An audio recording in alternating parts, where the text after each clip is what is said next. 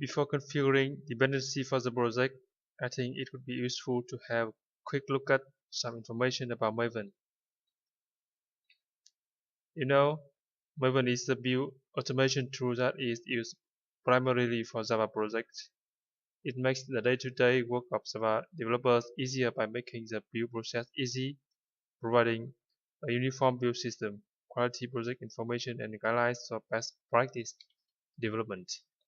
And I think the greatest benefit of Maven is making the build process easy with automatic dependency management, and helping developers understand Java projects by looking at the project object model file, the BOM.xml file.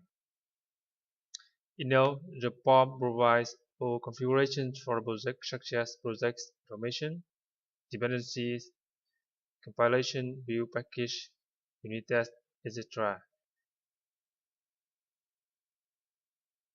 As you can see here,